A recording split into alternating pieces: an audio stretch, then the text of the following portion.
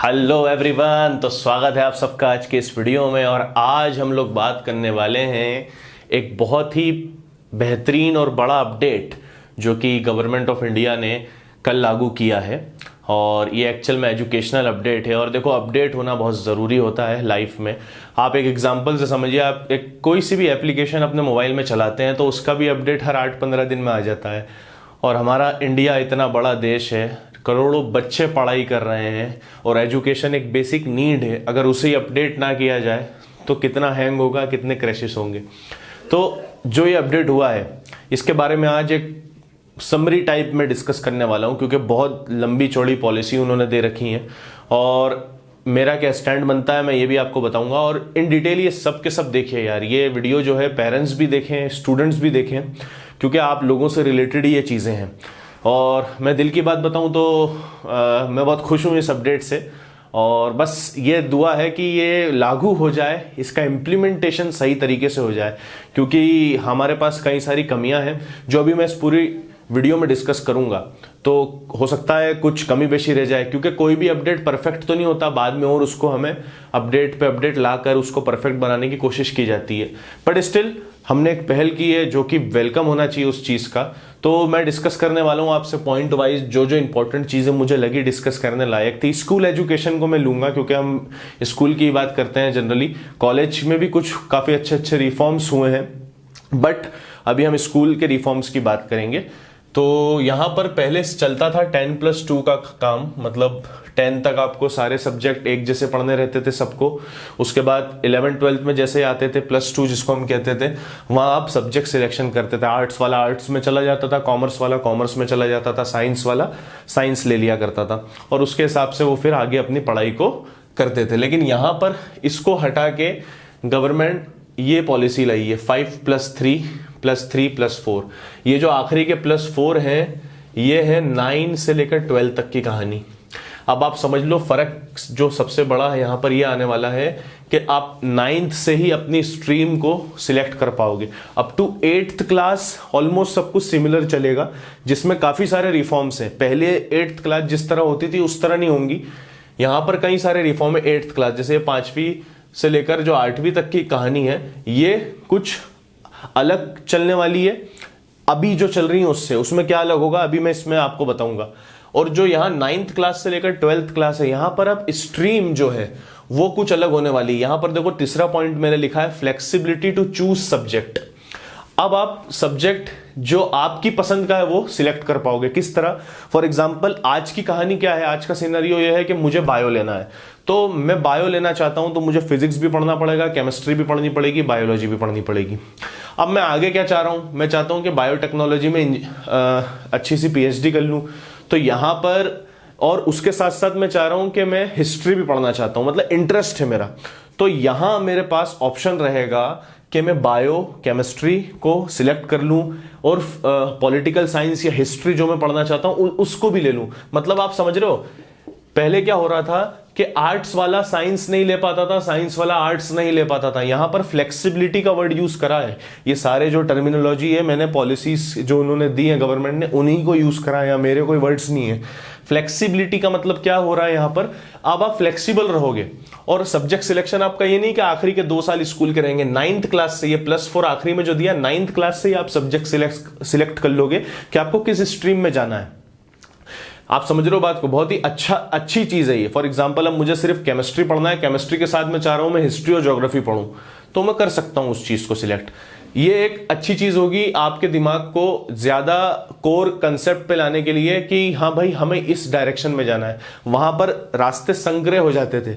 जब आप बायो ले लेते थे तो आप फिर कोई मैथ्स की या कोई और फील्ड में जाने में आपको हिचक होती थी, लेकिन यहां पर आपके लिए चीजें और ब्रॉडर एक्सपेक्ट में खुल जाएगी। ये जो चीजें हैं ये फॉरेन में होती है, मैं आपको बता दूं। ये सारी पॉलिसी आज जो हम लागू कर रहे हैं, ये जैसे आप समझ लीजिए जो डेवलप्ड नेशन है, फॉर एग्जांपल न्यूजीलैंड को ले लीजिए, सिंगापुर को ले लीजिए, इन्होंने इन सारी पॉलिसीज को, जर्मनी को ले लीजिए, इन्होंने अप्लाई कर रखा है बहुत पहले से। यहां पर भी इसी तरीके से बचपने से ही उनको उस लेवल पे लाया जाता है स्टूडेंट्स को कि वो अपनी स्ट्रीम को खुद सिलेक्ट कर लें, अपने इंटरेस्ट को लेते हुए चलें कि भाई मुझे हिस्ट्री पढ़नी है, साथ में साइंस भी पढ़ना है, तो अब मैं इसको लेके चलूंगा आने वाले सालों में। ठीक है, तो अब यहां पर एक चीज और है, सेकंड पॉइंट में आपको बताऊं, डाइल्यूशन ऑफ बोर्ड एग्जाम। मतलब क्या है इसका कि बोर्ड एग्जाम नहीं होंगे, नहीं होंगे जरूर, लेकिन उसको डाइल्यूट किया गया है। जिस तरह आज के टाइम पे जो हवा बनता है बोर्ड एग्जाम का, अब इसको थोड़ा डाइल्यूट किया गया है, हर चीज को लेके वो चलेंगे। तो यहां पर ये लोग इस तरह से लाए हैं कि जो बोर्ड एग्जाम होगा वो सबसे पहले नॉलेज एप्लीकेशन बेस पर होगा। मतलब अगर आप अब रटने वाले सब्जेक्ट, आप समझ रहे हो कि डेफिनेशन पूछ ली जाएगी, पूरी थ्योरी पूछ लेंगे, नहीं, वो एप्लीकेशन नॉलेज पे जो एप्लीकेशन बेस्ड क्वेश्चन बनते हैं उस पे क्वेश्चन आएंगे। आप समझ रहे हो, एग्जाम्पल, लाइफ के एग्जाम्पल्स पे क्वेश्चन आएंगे। और तो और ये भी कहा गया है कि 2 बार बोर्ड एग्जाम ले लिए जाएंगे, ऑब्जेक्टिव भी होंगे उसमें, सब्जेक्टिव भी होंगे। तो इसमें और आपका बहुत ज्यादा फायदा होगा। अब आपको हर चीज रटने की जरूरत नहीं पड़ेगी, डेफिनेशन की सिर्फ समझ काफी है और आप उससे अपना रियल लाइफ एग्जाम्पल को कनेक्ट करके एक एप्लीकेशन बेस्ड क्वेश्चन का जवाब दे पाओगे।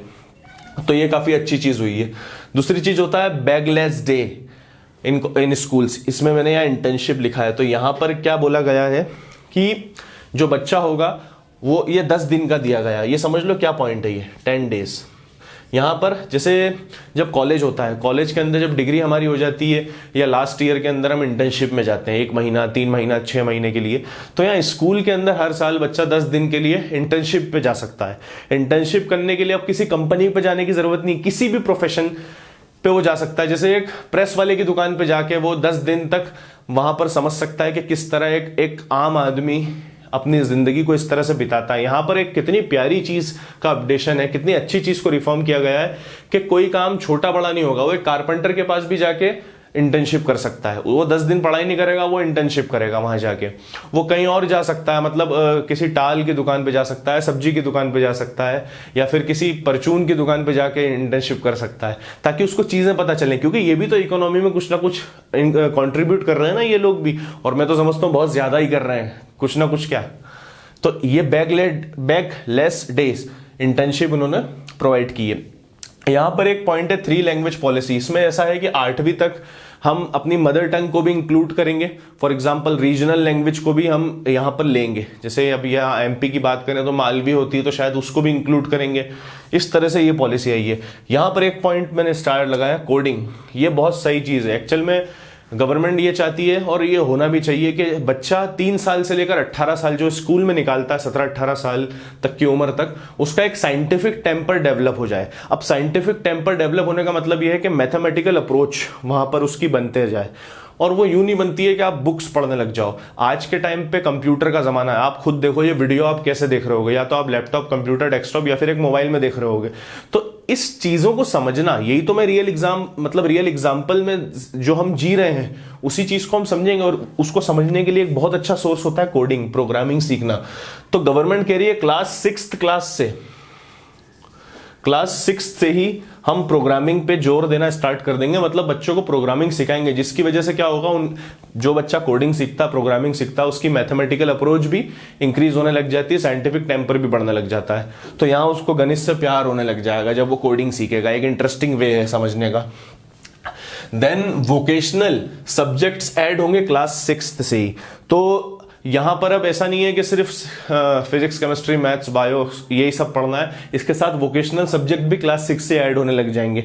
अब बच्चे का इंटरेस्ट होगा कि वो म्यूजिक सीखना चाहता है, या फैशन डिजाइनिंग करना चाहता है, या कुछ और भी काम है जो भी है, मतलब कुकिंग सीखना चाहता है, तो वो उस हिसाब से सारी चीजें सिखाई जाएंगी।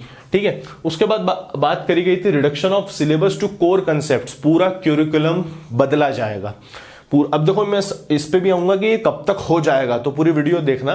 पूरा क्यूरिकुलम बदला जाएगा, सिलेबस को कोर कंसेप्ट तक रिड्यूस किया जाएगा। जो भी मतलब एक्सपर्ट्स को लगेगा कि ये चीज काम की नहीं है, उसको हटा दिया जाएगा। कोर कंसेप्ट जो बन जाए, जो एक्चुअल की नीड हो हमारी, उसको इंक्लूड किया जाएगा, रिडक्शन हो जाएगा। 360 डिग्री रिपोर्ट कार्ड, ये बहुत अच्छी पॉइंट मुझे लगी है।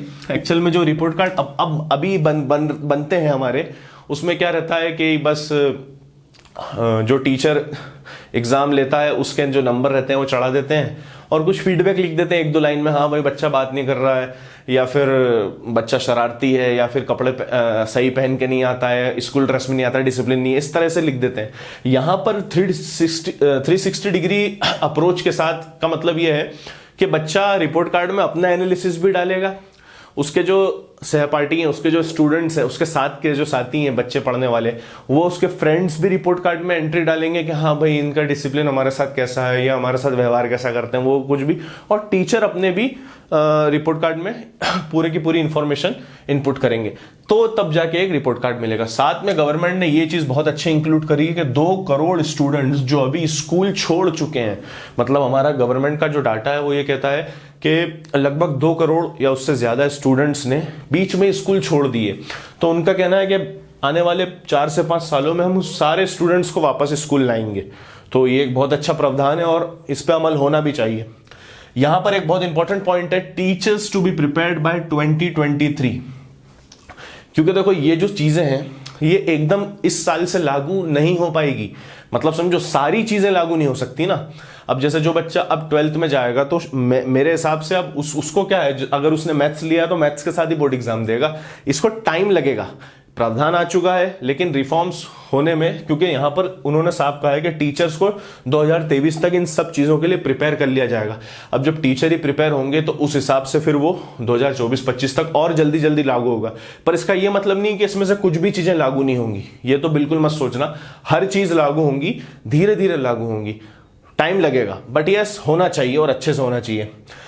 इस रिफॉर्म में एक चीज उन्होंने, ये उनका ऑब्जेक्टिव रहा है कि कम से कम जब बच्चा 12वीं पास करके निकल जाए तो कम से कम कोई एक स्किल वो सीख के जाए अपनी पूरी लाइफ में, वो खुद देखे कि मैंने क्या सीखा इस पूरे पीरियड में।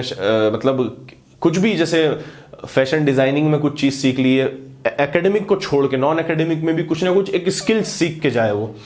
अब ये होता है आज के एजुकेशन सिस्टम में, ऐसा रहता है कि बच्चा 12वीं पास करके बोलता है यार मुझे तो कुछ आता ही नहीं है। अब जैसे यहाँ इन्होंने कोडिंग देख लिया, वो कोडिंग सीख के अगर चला जाएगा तो आज की डिमांड है कोडिंग, आप समझ रहे हो बात को। दूसरी चीज यहां पर बोली गई है common stand of learning in public and private school. ये मेरा पर्सनल फेवरेट पॉइंट था, please believe me.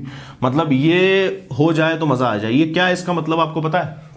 Public school यानी सरकारी स्कूल है, प्राइवेट स्कूल यानी जो प्राइवेट स्कूल होती है निजी स्कूल है। तो यहां पर गवर्नमेंट का ये स्टैंड है कि हम जो लर्निंग स्किल्स हैं, जो उनका स्टैंडर्ड रहेगा वो कॉमन होगा पब्लिक और प्राइवेट हर स्कूल्स के अंदर। जिस तरह आज ये होता है कि कहीं हमारी जो पब्लिक स्कूल्स हैं, जो कहीं गवर्नमेंट स्कूल है, वहां टीचरों की भी बहुत कमी है, शिक्षक की बहुत कमी है वहां पर, जिसकी वजह से इन सबको अप्लाई करना, एप्लीकेबल करना बहुत मुश्किल काम है। तो गवर्नमेंट इसके लिए भी कुछ ना कुछ मेहनत करेगी, क्योंकि प्राइवेट स्कूल के लिए ये सब करना आसान होगा, लेकिन गवर्नमेंट स्कूल की अगर आप बात करें, रूरल एरिया में आप जाओगे, जब कभी गांव खेड़ों में जाओगे और देखोगे गवर्नमेंट स्कूल के हालात क्या है आज के टाइम पे, इंफ्रास्ट्रक्चर क्या बना हुआ है। 50 साल पुरानी स्कूल बनी है, पेंट ही नहीं हो रहे हैं, वहां पर गायें चल रही हैं।